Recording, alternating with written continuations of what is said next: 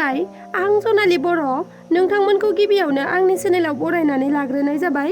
दिनै 2023 मायथाइनि 12 नभेम्बर गोबाव सम गोब्राब गगा मोननाय गुजुनाय जानायनि जाहोनाव आंनि गाराङा दासिमबो मोजाङाव फैयाखै। बिनिखायनो खौरांखौ नोंथांमोना मोजाङै बुजियाबो जानो हागौ।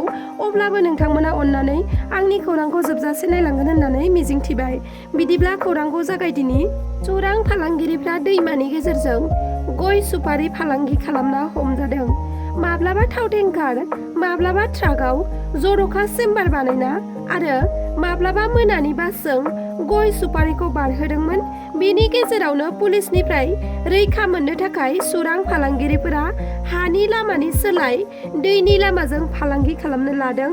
नाथाय बेयावबो जाफुंसार जानो हायाखसै सुपारि फालांगिरिफोरा।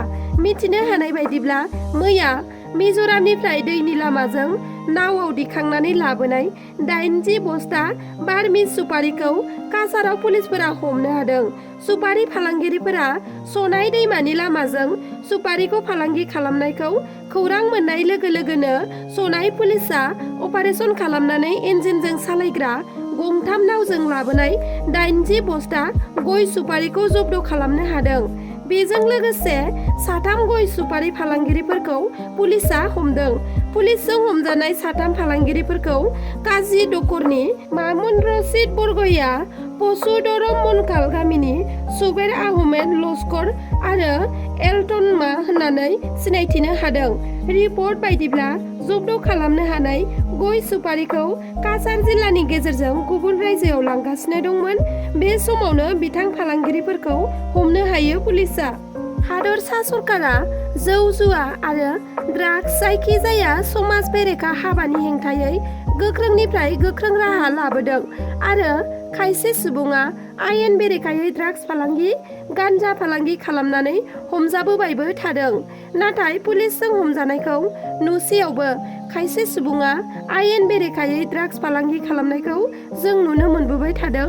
बेबादि समावनो मोनसे स्रोद सुलुंनि गेजेरजों कामरुप पुलिसनि एडिशनेल एसपि नि दैदेननाय मोनसे हानजाया अरुणाचल थांग्रा गंसे बासखौ बायाथा सारियालियाव सिग्रोमनानै ड्राग्सजों लोगोसे सासे सुबुंखौ हमनो हायो। हमनो मोननाय ड्राग्सनि बिबाङा 150 ग्राम जागोन होनना मिथिहोदों।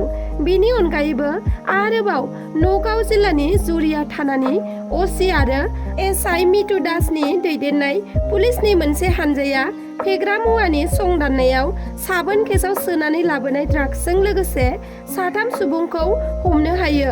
हमनो मोननाय ड्राग्सनि बिबांखौ 12.37 ग्राम होनना मिथिना मोन्दों। बे एखे जिल्लानिनो कावैमारि थानानि आइसि आरो एसआइ हिमंग बरानि दैदेननाय पुलिसनि मोनसे हानजाया सेबनायाव हमनो मोनबावो ड्राग्स फालांगिरि सासे आइजोखौ। आइजो फालांगिरिया गं 11 कन्टेनाराव ड्राग्सखौ सोनानै लाबोनायखौ पुलिसआ जब्द खालामो आरो गं 90 लांदां कन्टेनारफोरखौबो मोनो होनना मिथिना मोन्दों। गुबुन फारसेथिं करिमगन्ज जिल्लानि सिङाव थानाय सराइबारि आउटपस्टनि आइसिनि दैदेननाय पुलिसनि मोनसे हानजायाबो स्रोदै खौरां मोननानै आसाम आरो त्रिपुरा सिमायाव संदाननानै 10 किल'ग्राम गान्जाजों लोगोसे सासे सुबुंखौ हमनो हायो होनना मिथिना मोन्दों। मंगलदैनि एमपि दिलीप शइकियाखौ गोख्रों रावजों फिननाय होफिनदों बिपिएफनि एमसिएलए प्रेस मुसाहारिया। बेजों लोगोसे गोजोननि बिटिसिआव हिंसा आरो गोजोन गैयै थासारि सोमजिहोनो नाजानाङा होननानै बिटिसिनि 37 नं धनस्री बियाबनि एमसिएलए प्रेस मुसाहारिया बिजेपिनि दैदेनगिरिखौ खावलायदों। मख'नो गोनांदि थांनाय समबारखालि उरांआव मुलाम्फागिरिफोरनो चेक राननाय हाबाफारियाव बाहागो लानानै दिलीप शइकियाया मियाफोरखौ लानानै माखासे अजदगोनां बिबुंथि होदोंमोन। हादरनि माखासे ओनसोलाव पाकिस्ताननिफ्राय एजेन्ट हाबनानै दङ आरो बिपिएफ कंग्रेस खुंथायनि समाव बिटिसिआव मियाफोरा आगान होफैदोंमोन होननानै दिलीप शइकियाया बुंदोंमोन। दिलीप शइकिया बुंनाय बे बिबुंथिखौ लानानै रायजो नाङैनो दान्थे बिदान्थे सोलिगासिनो। बेनि गेजेरावनो मैया रौतानि बाथाबारियाव बिपिएफनि राजबंशी मेलाव बाहागो लानानै दिलीप शइकियाखौ गोख्रों रावजों फिननाय होफिनदों प्रेस मुसाहारि बिथाङा। बेजों लोगोसे मिरुआव गासै रायजोआव बिजेपि सरकार खुंथायनि गोहो थासेयावबो हादरनि माखासे ओनसोलाव पाकिस्ताननि एजेन्ट हाबनानै थाफैनाया खाफाल गाज्रिनिसो बाथ्रा होननानै प्रेस मुसाहारि बिथाङा बुंदों। मख'नो गोनांदि MP दिलीप सैखियाया गावनि बियाबनि जौगाथायनि खामानि मावनायाव फेलें जादों। बेनिखायनो फैबाय थानाय बिसायख'थियाव गावनि फेलें जानायखौ सिखोमानो थाखायसो दिलीप सैखियाया बेबादि बाथ्राखौ बुंदों होननानैबो प्रेस मुसाहारि बिथाङा बुंदों। राजधानीनि जयपुर जिल्ला राहुआ थानानि बेन्दोंआव 4 बोसोर बैसोनि सासे उन्दै हिनजावसाखौ जिनाहारि खालामदों। जिनाहारि खालामग्रा सुबुङा राजस्थान पुलिसनिनो सासे SI रेन्जनि होननानै मिथिहोदों। हिनजावसानि बिमा बिफाया राहुआ थानायाव एजाहार होनायनि उनाव पुलिसआ दायो दायनिगिरि दुथां SI खौ एरेस्ट खालामबाय आरो बेनि हेंथायै पक्स' आयेन बादियै साजा होनाय जागोन होननानै फोरमायथिदों। SB बन्दिता रायआ फोरमायनाय बायदिब्ला पुलिस SIआ बिसायख'थि डिउटिनि थाखाय फैदोंमोन। बेयावनो उन्दै हिनजावसा गथ'खौ दुथां SIआ जिनाहारि खालामो। दायो दुथां SIआ साख्रिनि फारसे गिनो गोनां जानानै फैबाय। मानोना बेबादि सासे SI जानानै मुगैथाव आरो लाजिथाव जाथाय खालामनायनि थाखाय राजस्थाननि सावस्रि मन्त्रि प्रसाद दिलाल मीनाया फोरमायथिदों दि दायनिगिरिखौ सासपेन्ड खालामनाय जासिगोन आरो माब्लाबाबो सरकारा बिथांखौ निमाहा होनाय नङा होनना मन्त्रि बिथाङा फोरमायथिदों।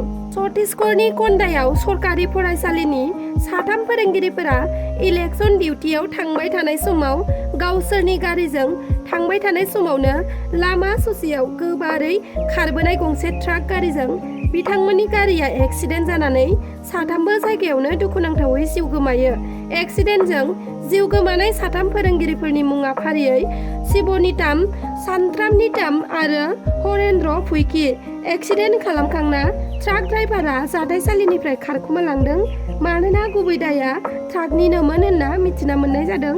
दायो छत्तीसगढ़ पुलिसआ ट्राक ड्राइभारखौ एरेस्ट खालामनो थाखाय गावसोरनि खामानिखौ मावगासिनो दं। जम्मु काश्मीरनि पुलवामा जिल्लायाव सनिबारखालि रैखाथि हान्जा आरो थिउरियानि गेजेराव गोख्रों दावहा सोलिदों। पुलिसनि खौराङाव फोरमायथिनाय बायदिब्ला इनकाउन्टारआ सोलिगासिनो आरो दासिमाव रावनिबो जेबो खहा जायाखै। अब्लाबो नाथाय इनकाउन्टारआ सोलिगासिनो होननानै फोरमायथिदों। मख'नो गोनांदि साननै सिगां सुपियायाव रैखाथि हान्जाजों गुलि गावलायनानै सावसे थिउरियानि जिउ गोमादोंमोन। थैनाय थिउरियानि मुंखौ मिसार आहादुर होननानै सिनायथिनो हादों पुलिसआ। दिनैनि खौराङा बेखिनियानोमोन। नोंथांमोना आंनि खौरांखौ नायजोबलांनायनि थाखाय रोजा रोजा साबायखर थाबाय आरो नोंथांमोना जुदि आंनि चेनेलखौ साबस्क्राइब खालामाखैब्ला अन्नानै साबस्क्राइब खालामनानै लादो। लोगोसे लाइक, शेयार, कमेन्ट खालामनो दाबाव। गोजोन्थों।